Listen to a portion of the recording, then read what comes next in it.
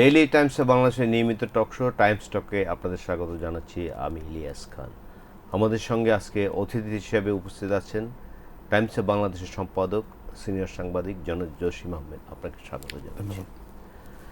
আপনি জানেন যে একটি ঘটনা গত দুদিন ধরে আলোচিত হচ্ছে, যে লন্ডন এয়ারপোর্টে আমাদের যিনি পররাষ্ট্র উপদেষ্টা, তিনি সেখানে যিনি হাই কমিশনার আছে তাকে বলা হচ্ছে যে কিছুটা কটাক্ষকর কথা বলেছেন, এবং তার ব্যাপারে বলা হচ্ছে যে সেখানে যারা যুক্তরাজ্যের নাগরিক আছেন, বিশেষ করে তিনি যে দলটি থেকে উপদেষ্টা হয়েছেন সেই দলের যারা সমর্থক তাদেরকে বলেছেন গুড নিউজ আছে। গুড নিউজ হচ্ছে সেখানে হাই কমিশনারকে সরিয়ে দেওয়া হচ্ছে। এটি নিয়ে এখন ঢাকায় প্রথমত হলো, আমি ভিডিওটা দেখেছি, উনি শুরুই করেছেন সুখবর আছে এবং পুরোপুরি সিলেটি ভাষায়। তো ওইটা তো আমার নিজের ভাষা, আছে আমার সাথে অনেক ফ্যামিলিয়ার, এবং সিলেটি ভাষায় উনি যেভাবে বলছেন পুরো জিনিসটা অনেকটা এইটাকে কি বলবো যে খুবই আক্রমণাত্মক। কারণ সিলেটি কিছু টোন আছে যেগুলোকে আসলে মানে হয়তো অন্য ভাষার লোকরা বুঝবে না এটা কতটা আক্রমণাত্মক, কিন্তু সিলেটিদের আক্রমণাত্মক টোনটা বুঝে। তো ওই জায়গা থেকে যেটা হচ্ছে, আমি যে জিনিসটা বলবো এইটা আমার কাছে পার্সোনালি আমি যদি বলি, আমার কাছে খুবই দৃষ্টিকটু লেগেছে। প্রথমত কারণ হলো, তিনি বলেছেন আপনাদের জন্য একটা সুখবর আছে, আমরা এইখানকার হাই কমিশনারকে এইখান থেকে সরাইয়া নিছি বা উইথড্র করছি, কারণ তিনি এরকম অন্য পার্টির লোকদেরকে অ্যাকোমোডেট করেন, এই সেই অভিযোগ, মানে আরও কিছু অভিযোগ তিনি বলেছেন। তো এই অভিযোগগুলো আসলে একটা ক্যারিয়ার ডিপ্লোমেট সম্পর্কে যদি থাকেও, তাহলেও তাকে যেটা করতে হবে অফিসিয়ালি ওনাকে প্রত্যাহার করে নিবে। কারণ এইসব প্রত্যাহার বা সরায় নেওয়া, বদলি, আবার আরেক জায়গায় রিপোস্টিং, এইটা কিন্তু সমস্ত ক্যারিয়ারের কিন্তু রুটিন ওয়ার্ক। সো উনি যদি অফিসিয়ালি যদি রাষ্ট্রদূত সম্পর্কিত কোনো ধরনের অসদাচরণ বা অন্য যে কোনো অভিযোগ থাকতে পারে, তাকে ঢাকায় আপনি ফিরিয়ে নিয়ে আসেন। কিন্তু পাবলিকলি এইভাবে আপনার দলের লোকদেরকে আপনি এইভাবে একটা এয়ারপোর্টে নেমে, এখানে আরেকটা বিষয় ছিল, একটা জিনিস খেয়াল করেছে সবাই, যে ওইখানে কিন্তু পররাষ্ট্রমন্ত্রী উপস্থিত ছিলেন, তিনি কোনো কথা এবং তিনি কোনো কিছুই বলেননি, তিনি চুপ মেরে দাঁড়িয়েছিলেন। তার মানে তিনি এইটাকে সাপোর্ট করছেন, যেটা আরেকটু বেশি দৃষ্টিকটু লেগেছে। এবং এইটা নিয়ে যেটা হচ্ছে যে এই ধরনের ঘটনায় যেটা হয় আর কি, যে অন্যান্য অফিসারদের বা অন্যান্য ডিপ্লোমেটদেরও কিন্তু মনোবলে এটা মানে যে কোনো সময় তাহলে আপনি আমাকে এইভাবে অপমান করতে পারেন, কথাটা আসলে খুবই অপমানজনক লেগেছে আমার কাছে। আপনি জানেন এর আগে ওই যে বাংলাদেশ ব্যাংকের গভর্নরকে পরিবর্তন করা হয়েছে, সেটি নিয়েও কিন্তু প্রশ্ন উঠেছে যে তাকে তো বলে দিলেই হতো যে আপনি আর নাই, বা না, গভর্নরের বিষয়টা যেটা ছিল ওই দিন অথবা আগের দিন সম্ভবত উনি কিন্তু বাণিজ্যমন্ত্রীর সাথে দেখা করেছেন, অর্থমন্ত্রীর সাথে দেখা করেছেন। ওই সময় কিন্তু উনাকে কিন্তু কোনো হিন্টও দেওয়া হয়নি। এমনকি ওই আলাপে যদি উনাকে বলা হতো যে আপনি ঠিক আছে, আমরা আপনাকে রাখবো না, আপনি রিজাইন করে চলে যান, সেই ক্ষেত্রে এইটা সম্মানজনক হতো। তাকে এই যে আন্দোলনের মুখে তাকে যেভাবে আরেকজনকে, তাকে না জানিয়ে আরেকজনকে নিয়োগ দিয়ে তাকে যাইতে বাধ্য করা হয়েছে, বা তার আরেকজন উপদেষ্টাকে মব সৃষ্টি করে যেভাবে তাকে মানে অফিস থেকে বিতরণ করা হয়েছে, সেইটাও আসলে অশোভন। এবং এই ঘটনার পরে অনেক সমালোচনা হয়েছিল, যেটা মানুষ মনে করছে ঠিক আছে আর ফার্দার এই ধরনের ঘটনা ঘটবে না। কিন্তু আমাদের যে প্রধানমন্ত্রীর পররাষ্ট্র বিষয়ক উপদেষ্টার লন্ডনের বক্তব্য, সেটা মনে হলো যে না, এই সমালোচনা আসলে তাদের কানে যায় নাই, তারা যা মন চায় তাই আসলে। এবং আপনি নিশ্চয়ই আমার সাথে একমত হবেন, বা এই অনুষ্ঠান যা দেখছেন তারাও মনে করবেন যে বিএনপি সরকার গঠন করার পরে তাদের স্টার্টিংটা কিন্তু খুব ভালো হয়েছে। যেমন প্রধানমন্ত্রী অনেকগুলো পদক্ষেপ নিয়েছেন, যে এমপিরা কী কী পাবে, কী কী পাবে না, যেটা সাধারণত পূর্বে পেত, কিন্তু এখন তিনি বলেছেন প্লট নিবে না, বিনা শুল্কে গাড়ি নিবে না। তারপরে যে তিনি যাওয়ার সময় যে পুরো রাস্তা দীর্ঘ সময় ধরে বন্ধ করে রাখা, এগুলো বন্ধ করে রেখেছেন।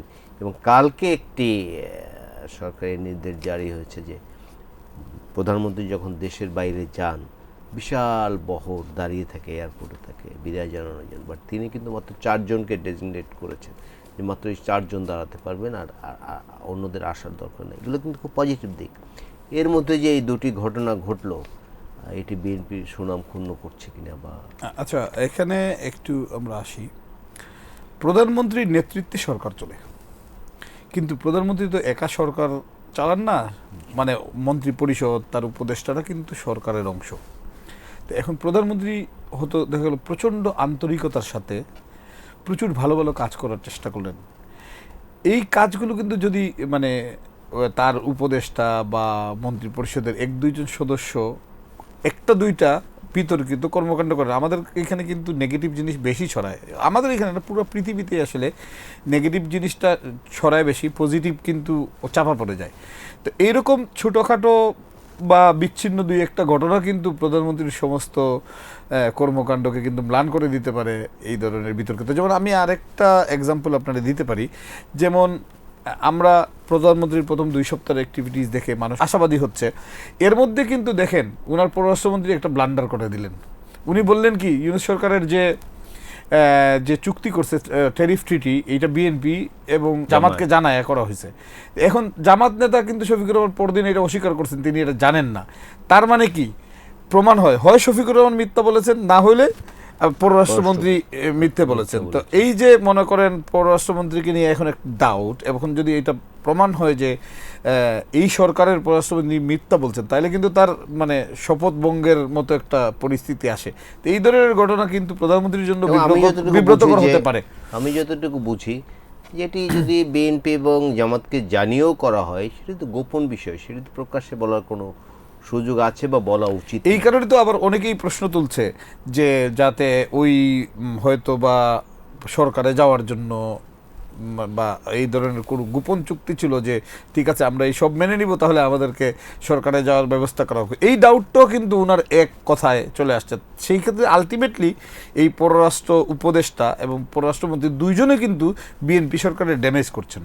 আরেকটি বিষয় একটু আলোচনা করে, এখন বহুল আলোচিত বিষয়, এখন না দীর্ঘদিন থেকে আপনি জানেন যে নির্বাচনের আগে শরীফ ওসমান হাদিকে হত্যা করা হয়েছে, গুলি করা হয়েছিল এবং পরে তিনি মারা যান। এটি কিন্তু বিরাট একটি আলোচিত বিষয় ছিল বাংলাদেশে দীর্ঘদিন। তো তখনই আমরা জেনেছি যে ওসমান হাদিকে যারা গুলি করেছে তারা ভারতের আশ্রয় নিয়েছে। দু একটি গণমাধ্যম একদম ভিডিও ফুটেজ দিয়ে দেখিয়েছিল, কিন্তু অনেকে এটি বিশ্বাস করেছেন, অনেকে করেন। এবার শেষ পর্যন্ত আমরা দেখেছি যে ভারতে সেই দুজন, যে ফয়সাল এবং আরেকজনের নাম বোধহয় আলমগীর, তারা ধরা পড়েছেন কলকাতায়। এখন তাদেরকে ফেরত আনার চেষ্টা করছে। তো সেক্ষেত্রে ভারত সরকার কী করতে পারে আপনার মনে হয়? এই ঘটনায় আমি একটু পিছনে যেতে চাই, কারণ এই ঘটনাটা খুবই আলোচিত ছিল এবং এই ঘটনা নিয়ে দেশের আইনশৃঙ্খলা পরিস্থিতিও কিন্তু নানানভাবে ঘোলাটে করা হয়েছে। একটা পক্ষ কিন্তু প্রচণ্ড প্রপাগান্ডা ছড়াচ্ছিল এবং যাদেরকে বলা হচ্ছিল আসলে তারা নির্বাচন চায় না, কারণ তারা আর্মিকে দায়ী করতেছিল, বলতেছিল আর্মি ক্যান্টনমেন্টে লুকায় রাখছে, তাকে এইভাবে আশ্রয় দিছে, সে তাকে এইভাবে আশ্রয় দিয়ে নানান ধরনের প্রপাগান্ডা ছড়াইছে। কিন্তু দিন শেষে এবং ওই সময়টাতে কিন্তু একটা বিষয় অনেকের মনে ধারণা হয়েছিল যে এটা আসলে ইউনূস সরকার অথবা জামাতের ইন্ধন অথবা যে কোনো একটা কর্নার থেকে নির্বাচনটাকে বানচাল করার জন্য একটা পরিকল্পিত ষড়যন্ত্রের অংশ হিসাবে এটা করা হয়েছে। তো পরবর্তীতে মানে এবং যেভাবে তারা মুভমেন্ট তৈরি করতেছিল বা যেভাবে গণ্ডগোল তৈরি করতেছিল, তাতে মনে হচ্ছিল এইটা নিয়ে তারা এই একটি অজুহাতে দেশের পরিস্থিতি তারা অস্থিতিশীল করে ফেলবে। ওই কারণেই কিন্তু সবার নজর ছিল ওসমান হাদির বিষয়ে এবং অনেকেই কিন্তু সংবাদ মাধ্যম অনেকেই কিন্তু নানান ধরনের ডকুমেন্টারি এভিডেন্স, পুলিশের বক্তব্য দিয়ে বলছে তারা আসলে মেঘালয় দিয়ে পালায় গেছে। তো এই জায়গায় যেটা হচ্ছে যেটা মানে তাদেরকে পশ্চিমবঙ্গ পুলিশ তাদেরকে গ্রেফতারের ফলে যে জিনিসটা আজকে আমরা জানতে পারলাম যে একটা মহল আসলে এইটাকে আসলে ইস্যুই বানাইতে চাইছিল এবং তারা কিন্তু এখন দেখেন কোনো কথাবার্তা বলছে না এবং তারা কিন্তু চুপ হয়ে গেছে, কারণ এখনও মনে হচ্ছিল যে এই ঘটনাটাকে, এই দুই আসামিকে ধরতে পারবে না কেউ বা ধরা পড়বে না, এটা নিয়ে তারা হয়তো সামনে আরও পরিস্থিতি গুলাটে করার চেষ্টা করত। এখন যদি আসি পররাষ্ট্র মন্ত্রণালয় এবং বাংলাদেশ সরকারের এবং ভারত সরকারের এক্সট্রাডিশন ট্রিটি আছে, কিন্তু ওই অবস্থায় কিন্তু অপরাধী প্রত্যার্পণ সম্ভব, কিন্তু এখানে কিন্তু অনেকগুলো আইনগত বিষয় আছে। আমাদের কোর্টের বিষয় থাকবে, ভারতীয় কোর্টের বিষয় থাকবে। এর মধ্যে যদি তারা মনে করেন আপনার ভারতের কোর্টে কোনো মামলা অন্য মামলা হয়ে যায় বা অবৈধ অনুপ্রবেশ বা এই জাতীয়, সেই ক্ষেত্রে কিন্তু ওই মামলাটাও তাকে ওইখানে ফেস করতে হবে এবং মামলা শেষ হলে পরে তারপরে প্রত্যাবর্তনের বিষয় আসবে। এইটা একটু লম্বা প্রসেস, কারণ আমরা আগেও দেখছি আমাদের এখানে কিছু প্রত্যার্পণ হয়েছে, যেমন অনুপ চেটিয়াকেও কিন্তু আমাদের দেশে ভারতকে যখন দেওয়া হয় তখনও কিন্তু তার এইখানে যে মামলাগুলো ছিল সেই মামলাগুলো নিষ্পত্তি হওয়ার পরে তার সাজা মওকুফ হওয়ার পরে কিন্তু দিতে হয়েছে। তো এটা অনেক লম্বা প্রসেস আসলে। কিন্তু আরেকটা সহজ প্রসেস আছে, তারা জাস্ট মানে ভারত যদি এখন মনে করে যে আমি অ্যারেস্ট করেছি, আমি জাস্ট তাদেরকে অবৈধ অনুপ্রবেশ, কারণ তার বিরুদ্ধে তো ভারতে কোনো খুনের মামলা নাই, কারণ তাকে যদি বাংলাদেশে বিচারের আওতায় আনতে হয় তাহলে যেখানে ঘটনা ঘটছে সেই আদালতেই তো তাকে আনতে হবে। তো ভারতের কাছে তার কোনো খুনের মামলা নাই। ভারত যে কাজটা শর্টকাট করতে পারে, যেটা হলো তাকে অবৈধ অনুপ্রবেশ দেখায়া সে জাস্ট ডেপোর্ট করে দিবে, অথবা সে এইখানে ইনফরমেশন শেয়ার করবে যে আমরা এই মুহূর্তে ডেপোর্ট করছি, আপনারা তারে ধরে নিয়ে যান, তাহলে কিন্তু খুব শর্টকাট হবে। আদারওয়াইজ আদালত এক্সট্রাডিশন ট্রিটির মাধ্যমে করতে গেলে একটু লম্বা সময় লেগে যেতে পারে। আপনি নিশ্চয়ই জানেন যে গত 1.5 বছর বিশেষ করে অন্তর্বর্তীকালীন সরকারের আমলে, আমি রাগঢাক না রেখেই বলি যে দিল্লি ঢাকার সম্পর্কটি কিন্তু ভালো ছিল না, সেটি সবাই মনে করে। ঢাকা থেকে বারবার বলা হয়েছে দিল্লিতে যে সাবেক প্রধানমন্ত্রী শেখ হাসিনা আছেন তার তো ফাঁসির আদেশ হয়েছে, তাকে ফিরিয়ে দেওয়ার ব্যাপারে, বাট দিল্লি কিন্তু কোনো সাড়া দিইনি। বাট এখন মনে হচ্ছে সম্পর্কের যে বরফটি ছিল সেটি গলতে শুরু করেছে অবশ্যই, এবং সেটি যদি তাদেরকে ফেরত দেয় তাহলে এটা কিন্তু একটা গুড জেস্টার হবে। এবং অনেকে এমনও বলছেন যে আগেই এদের গ্রেফতার করা হয়েছে বাট কালকে ঘোষণা করা হয়েছে। এই বিষয়টিকে আপনি কিভাবে দেখছেন? না, এইটা একটা মুখরোচক গল্প। কেউ যদি বলে আগেই গ্রেফতার করা হয়েছে এখন ঘোষণা দিয়েছে, এই ধরনের কোনো প্রমাণ নাই। তো যেহেতু আমাদের কাছে এই ধরনের কোনো প্রমাণ নাই, ইন্ডিয়ান পুলিশ বা পশ্চিমবঙ্গের পুলিশ যেটা বলছে আমাদেরকে সেইটাই বিশ্বাস করতে হবে। আমরা অন্য সন্দেহ এইগুলা কিন্তু বন্ধুত্বের জন্য ভালো না। যেহেতু ভারত আমাদের প্রতিবেশী, সো তারা আমরা তাদেরকে বন্ধু হিসেবেই জানতে চাই। সো এই জায়গায় বন্ধুত্বের জায়গা থেকে সন্দেহ না করি আমরা। কিন্তু আরেকটা প্রসঙ্গ যেটা আছে যে আপনি বলছেন সম্পর্কের উষ্ণতা, আমরা দেখতে পাচ্ছি বাংলাদেশে পলিটিক্যাল গভর্নমেন্ট বা একটা নির্বাচিত সরকার আসার পরে ভারতের প্রধানমন্ত্রী নরেন্দ্র মোদী আমাদের প্রধানমন্ত্রী তারেক রহমানকে ফোন করেছেন, ভারতীয় হাই কমিশনার কন্টিনিউয়াস আমাদের বিভিন্ন মিনিস্টারদের সাথে কথা বলছেন, সকালে সেখানে পররাষ্ট্রমন্ত্রীকে পাঠিয়েছেন, তাদের স্পিকারকে পাঠিয়েছেন, এবং নরেন্দ্র মোদী আসার কথা ছিল, যেহেতু তার ওইখানে হাই প্রোফাইল ডেলিগেশন ছিল, ফ্রান্সের প্রেসিডেন্ট আসছিলেন, তাকে রিসিভ করার বিষয় ছিল, যে কারণে তিনি আসেননি। না হলে তিনি অবশ্যই আসতেন বলে আমরা জেনেছি।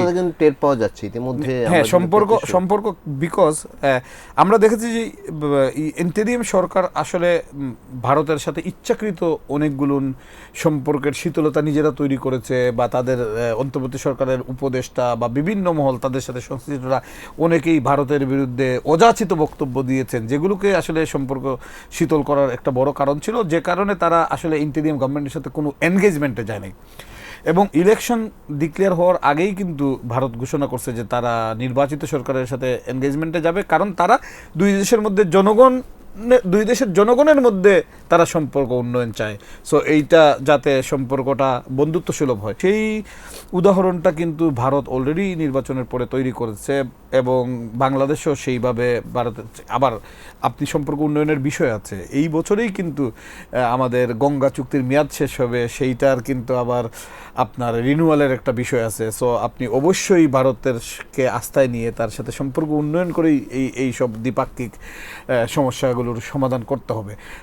আর যদি আমরা আসি শেখ হাসিনার এক্সট্রাডিশন ইস্যু, এইটা আসলে পুরোটাই ভারতের রাজনৈতিক ইস্যু, কারণ আমরা জানি যে আওয়ামী লীগ ভারতের একমাত্র বাংলাদেশের বিশ্বস্ত বন্ধু। সো তাদের নেত্রীকে তারা এইভাবে, যেখানে আন্তর্জাতিক আদালতের বিচার নিয়েও কিন্তু তাদের প্রশ্ন আছে যে এই বিচারটা আদৌ প্রপার হয়েছে কিনা। তো এই সিচুয়েশনে অন্য এক্সট্রাডিশন হয়তো ভারত করবে, কিন্তু শেখ হাসিনা বিষয়ে কোনো এক্সট্রাডিশন এই গভর্নমেন্ট চাইলেও তারা কোনো রেসপন্স করবে বলে আমি অন্তত মনে করি না। এখন ধরুন আমি ইচ্ছে করলে কিন্তু প্রতিবেশী চেঞ্জ করতে পারবো না, আমাদের নানা প্রশ্ন আছে। যেমন ধরুন আমাদের সীমান্তে মানুষ হত্যা করা হয়, প্রায় দিনই কিন্তু মানুষ মারা যায়, এবং এটা কিন্তু একপাক্ষিক, শুধু বাংলাদেশের মানুষদের মারা হয়। তো আমি যেহেতু চেঞ্জ করতে পারবো না আমার সীমান্ত, তো আমি চাই যে, বা আমরা মনে করি যে দুই দেশের সৎ প্রতিবেশীমূলক সম্পর্ক থাকুক। আপনি কি মনে করেন? না অবশ্যই, কারণ হয়েছে যে আপনার স্থলবর্ডার তো সব হলো বাংলাদেশের 4000 কিলোমিটার। সব ইয়ের সাথে, ভারতের সাথে। তারপরে আমার কি আছে, আমার মায়ানমার আছে আর আমার বঙ্গোপসাগর আছে, মায়ানমার অল্প একটু। অল্প একটু এরিয়া, তাও একটা ছোট নদী। তো আমার তো সমস্ত সীমানা, আমার তো বর্ডার ম্যানেজমেন্টের সবচেয়ে বড় পার্টনার তারা কিন্তু। সো আমরা যদি তাদের সাথে মানে ভালো সম্পর্ক, ভালো প্রতিবেশী সুলভ আচরণ করতে না পারি, মনে করেন আপনার আমার পাশাপাশি বাড়ি, আপনি আপনার বাড়ি বিক্রি করে যেতে পারবেন না, আমিও বাড়ি বিক্রি করতে পারবো না। সো তখন আমরা কি করব, হয় আমাদেরকে খুব চুপ থাকতে হবে, না হলে খুব ভালো সম্পর্ক বজায় রেখে চলতে হবে। বিষয়টা আসলে একই রকম। আর আমাদের সাথে তো ভারতের অনেক স্বার্থ সংশ্লিষ্ট রিলেশন আছে, আমাদের সাথে পানি বন্টনের বিষয় আছে, এবং আমাদের একটা বড় প্রতিবেশী হিসেবে তাদের সাপোর্টও আমাদের লাগবে। আমাদের বর্ডার ইনসার্জেন্সি, টেরোরিজম, অনেক কিছুতে তাদের সাথে আমাদের গোয়েন্দা তথ্য আদান প্রদানের বিষয় আছে। তো এই কারণেই তো আমাদের সাথে তাদেরকে পলিটিক্যালি ভালো সম্পর্কই রাখতে হবে। অনেক সময় কিন্তু বলা হয় যে ভারত সবসময় বড় ভাই সুলভ আচরণ করতে চায়, আদৌ করতে চায়? এইটা আসলে স্বার্থের বিষয়। আমি যদি বড় হই, আমি স্বাভাবিকভাবেই আমি আমার স্বার্থটা আগে আদায় করব। আপনি ইভেন আপনি যদি ছোট হন, তাও আপনি কিন্তু আপনার স্বার্থ চাইবেন। এখন বিষয়টা আসলে নেগোসিয়েশন, আপনার নেগোসিয়েশন এবিলিটি কতটুকু, এবং সেই এবিলিটি দিয়ে আপনি কতটা আপনার কাজ আদায় করতে পারছেন। সবাই কিন্তু মানে তার নিজের দেশ আগে, আমার দেশ আমার কাছে যেমন, আমার দেশ আমার কাছে যেমন আগে, তার দেশও কিন্তু তার কাছে আগে। তার জব হইলো সেই নেগোসিয়েশনে অ্যাডভান্টেজ নেওয়া, আর আমার জবও কিন্তু আমি নেগোসিয়েশনে অ্যাডভান্টেজ নিয়ে আমার জিনিসটা আমি আদায় করে নিব। এটা বেসিক্যালি দুই পক্ষের জন্য বিষয়টা সমান আসলে। আপনি দেখুন, এবার একটু অন্য প্রসঙ্গে যাই, যে ইরান ইসরায়েল যুদ্ধ চলছে, নানা কিছু ঘটছে, হরমুজ প্রণালী প্রায় বন্ধ, তেলের দাম বৃদ্ধি পেয়েছে অনেক জায়গায়। আজকে দেখলাম যে ইরানের রাস্তার পাশে আগুনের নদী বইছে, এরকম নানা কথা শুনছি। কিন্তু আমাদের বিশেষ করে বাংলাদেশের জন্য আরেকটি সংকট সৃষ্টি হয়েছে। 3500 মানুষ যারা উমরা হজ করতে গিয়েছিলেন, তারা কিন্তু ফিরতে পারছে না, তারা মক্কা এবং মদিনায় আটকা পড়ে আছে। তাদের ব্যাপারে কি করা উচিত বা কি ব্যবস্থা নেওয়া উচিত? আমরা যদি দেখি যে পশ্চিমা দেশগুলো তাদের অনেক নাগরিককে কিন্তু অলরেডি নিয়ে গেছে। কোনো কোনো ক্ষেত্রে ইভেন দেখা গেছে ইউএস এয়ারফোর্স পাহারা দিয়া কমার্শিয়াল ফ্লাইট উপসাগরীয় এয়ার স্পেস থেকে বাইর করে দিয়ে আসছে। তো তাদের ওই এবিলিটি ছিল, তাদের সেই ক্ষমতা আছে, তারা সেটা করছে। কিন্তু আমাদেরও যেটুকু এবিলিটি আছে সেইটা দিয়ে আমাদের সরকারের উদ্যোগ নেওয়া উচিত, তাদেরকে কীভাবে চার্টার্ড ফ্লাইট অ্যারেঞ্জ করা হোক, স্পেশাল ফ্লাইট অ্যারেঞ্জ করা হোক, যাতে আমাদের সাথে, যেহেতু মিডল ইস্টের সবগুলো দেশের ভালো সম্পর্ক, আর এখন আমাদের সরকারকে তো অনেকটা ইউএস মুখী সরকারই বলা হয় সেক্ষেত্রে, যেটা যেটা হচ্ছে যে যেমন আমরা যদি এটাতে আসি যে আমরা উপসাগরীয় এই যুদ্ধ ইরান বা এর ক্ষেত্রে আমরা কিন্তু অনেকটা ওই পক্ষেই আমরা বিবৃতি দিয়েছি। তো সেই অ্যাডভান্টেজটা কিন্তু পরে আবার চেঞ্জও করেছে। সেই ক্ষেত্রে বোঝাই যাচ্ছে যে আমাদের আসলে রিলেশনটা কোন দিকে আগাচ্ছে। সেই ক্ষেত্রে যেটা হচ্ছে যে এই সমস্ত সরকারের সাথে আমাদের সরকার বা মিডল ইস্টে সৌদি আরবের সরকার, কাতারের সরকার, ওমান, ইউএইর সরকার, সবার সাথে আলোচনা করে তাদেরকে তো ফিরায় আনা আসলে রাষ্ট্রের কর্তব্য। বিকজ আমার একটা সিটিজেনের জীবনও তো অনেক গুরুত্বপূর্ণ আমার কাছে। ইতিমধ্যে 2 জন কিন্তু মারা গিয়েছে। হ্যাঁ, এবং সেটা আমাদের জন্য বিশাল লস না? প্রাণের তো কোনো বিনিময় হয় না। তেলের দাম $110 হয়ে গেছে, একটু জাস্ট স্টুডিওতে ঢোকার আগে আমি দেখলাম, বাট সকলেও দেখেছি আমরা $100। আবার আমি ইরান মিলিটারির একটা পোস্ট দেখলাম যে তারা বলছে $120 তেলের জগতে আপনাকে স্বাগতম মিস্টার ট্রাম্প। তো তাতে আমি মনে করলাম যে তাহলে 120ই হয়ে গেছে। তো এইটার যে এফেক্ট সারা ওয়ার্ল্ডে পড়বে, যেমন পেট্রোলিয়াম রিলেটেড যেসব প্রোডাক্ট আছে সেইগুলোতে কিন্তু এটার এফেক্ট পড়বে, দাম বেড়ে যাবে, অনেকের এফোর্ডেবিলিটি থাকবে না। এটা আমাদের টেক্সটাইল সেক্টরে কিন্তু বিশাল এফেক্ট করবে, কারণ অলরেডি টেক্সটাইলের র মেটেরিয়াল সুতার দাম কিন্তু লাফায় লাফায় প্রতিদিন বাড়তেছে। তো এই মেটেরিয়ালের দাম বাড়বে, কিন্তু বায়াররা তো আর প্রাইস বাড়াবে না। তো এই যে আপনার কঠিন চ্যালেঞ্জে পড়বে, ইভেন আমাদের দেশের গার্মেন্ট শিল্প কিন্তু কঠিন চ্যালেঞ্জে পড়বে। আমি অন্য জিনিসপত্র তো আছে, বাজারের প্রোডাক্টের দামও বাড়বে, সমস্ত কিছুর দাম বেড়ে যাচ্ছে। তেলের সাথে রিলেটেড তো অনেক কিছু, ট্রান্সপোর্টেশন থেকে শুরু করে সব কিছু। তো এই অবস্থায় যেটা হচ্ছে যে ইনফ্লেশনের যে আরও প্রভাবটা বেড়ে যাবে এবং আমাদের রপ্তানি খুব চ্যালেঞ্জের মধ্যে পড়বে প্রাইস মিট করতে যাই, কারণ র মেটেরিয়ালের দাম অনেক বেড়ে যাবে। এই যে সংকটগুলো সৃষ্টি হবে বা হতে যাচ্ছে অলরেডি আমাদের মনে হচ্ছে, এগুলো মোকাবেলা করার জন্য কি করণীয় আমাদের? এইগুলো মোকাবেলা, বিকজ এইটা তো আপনার গ্লোবাল ডিজাস্টার আসলে, তো এইটা তো আপনার আমাদের তৈরি না, এবং আমরা এটা মোকাবেলা করার মতো আসলে এবিলিটি কতটুকু আমাদের আছে এটা বুঝতে হবে। বিকজ আমরা একটা ছোট অর্থনীতির দেশ, আমরা একটা মাত্র শিল্পের উপরে নির্ভরশীল, গার্মেন্ট রপ্তানির উপরে, আমাদের তো আর কোনো এক্সপোর্টও নাই। সো এইখানে আসলে আমাদের নতুন সরকার, তারা গত 18 বছরের একটা কি বলবো, এটাকে আমি খুব অকার্যকর সরকার, আমি অপদার্থ সরকার বা নেগেটিভ কথা বলবো না, কিন্তু অকার্যকর একটা সরকার ছিল, যে সরকার কোনো কিছুই ঠিক মতো চালাতে পারে নাই, তারা সমস্ত কিছু একদম ধ্বংসস্তূপের মতো করে রেখে গেছে।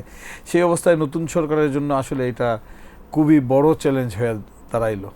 না, আপনি যেটি বললেন যে গার্মেন্টস শিল্প আমাদের কি অর্থনীতির মূল, যে আমাদের এক্সপোর্টের মেইন আরও একটি কিন্তু আছে, আপনি নিশ্চয়ই আমার সাথে একমত হবেন, দুটি, গার্মেন্টস এবং আরেকটি হচ্ছে রেমিটেন্স। আমাদের মোর দ্যান 8 মিলিয়ন, 80 লক্ষেরও বেশি শ্রমিক থাকে বা আমাদের কর্মী বাংলাদেশি যারা মিডল ইস্টের কান্ট্রিগুলোতে কাজ করে, তাদের কি ধরনের এক্ষেত্রে কি ধরনের সমস্যা হতে পারে? কারণ সবগুলো দেশেই কিন্তু যুদ্ধ কোনো না কোনোভাবে ছড়িয়ে পড়েছে। আচ্ছা, আমাদের রেমিটেন্সের ক্ষেত্রে কিন্তু দুইটা দিক আছে। একটা হলো আমাদের ওয়েস্টার্ন ওয়ার্ল্ড থেকে রেমিটেন্স আসে, আরেকটা হলো আমাদের মেজর পার্ট আসে মিডল ইস্ট থেকে। জি। তো মিডল ইস্টে যারা কাজ করেন তারা কিন্তু খুবই লোয়ার ইনকাম গ্রুপ, এবং তারা খুব বেশি বেতন পান না, তারা ওইখান থেকে তাদের থাকা খাওয়া খরচ শেষ করে দেশে কিছু টাকা পাঠান। কিন্তু যেহেতু সংখ্যাটা অনেক বেশি মিডল ইস্টে, যে কারণে আপনার অ্যামাউন্টটা বছর শেষে যায় অনেক বড় হয়ে যায়। তো তাদের আমরা কিন্তু অনেকেই দেখতে পাচ্ছি, ইভেন আমাদের নিজেদের পরিচিত অনেক মানুষজন আছেন, যেসব এলাকায় যুদ্ধ চলছে, অনেক ফ্যাক্টরি বন্ধ হয়ে গেছে, তারা কাজে যেতে পারছে না।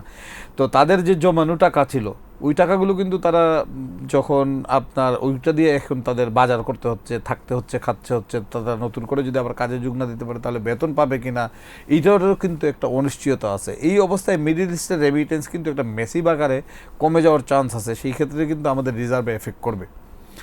দ্বিতীয়ত আরেকটা গ্রুপ আছে যারা ওয়েস্টার্ন ওয়ার্ল্ডে তারা আমাদেরকে রেমিটেন্স পাঠায়, তারা কিন্তু তাদের ওইখানে জীবনযাপন শেষ করে যা বাঁচে তাও পাঠায়। কিন্তু এখন এই যুদ্ধের প্রভাবে কিন্তু পুরাই ওয়েস্টার্ন ওয়ার্ল্ডে কিন্তু গ্যাসের দাম বাড়া থেকে শুরু করে তাদের জীবনযাত্রার খরচও কিন্তু বেড়ে যাবে। সেই ক্ষেত্রে তারাও কতটা দেশে রেমিটেন্স পাঠাতে পারবে এইটার একটা সন্দেহ আছে। সেই ক্ষেত্রে ওই দিক থেকেও কিন্তু রেমিটেন্সের প্রবাহটা কমে যেতে পারে। সেই ক্ষেত্রে আমাদের অর্থনীতি সব দিক দিয়েই আসলে একটু বেকায়দা মনে হচ্ছে। এখন দেখুন, একটু আগে দেখে আসলাম খবর যে ইনফ্লেশন কিছুটা বেড়েছে গত কয়েক বছরের তুলনায়, পণ্য মূল্য বেড়ে যাচ্ছে, তেলের দাম অলরেডি বেড়েছে, ভোজ্য তেলের দামও বেড়েছে। তো এটিকে এই সরকার ক্ষমতায় আসার পরে এই ধরনের এক ধরনের ডিজাস্টার বলা যায়, বা এক ধরনের কি বলা যায় যে ভালো পরিবেশ না একটি সরকারকে রান করানোর জন্য। তো সরকার কিভাবে এগুলো মোকাবিলা করবে? আমি আবারও বলি যে এই ডিজাস্টারটা এই সরকার তৈরি না, না নিশ্চয়ই এইটা একটা মানে ওয়ার্ল্ড সিচুয়েশনটাই এমন পর্যায়ে গেছে যে এইটা একটা অপ্রত্যাশিত আমাদের জন্য। আর ইনফ্লেশনের যে বিষয়টা বলা হচ্ছে, যে এইটা আসলে কাগজে যে ইনফ্লুয়েন্সটা বলা হচ্ছে, এর প্রকৃত ইনফ্লেশনের রেটটা অনেক বেশি, যেটা আপনি বাজারে গেলে বুঝতে পারবেন।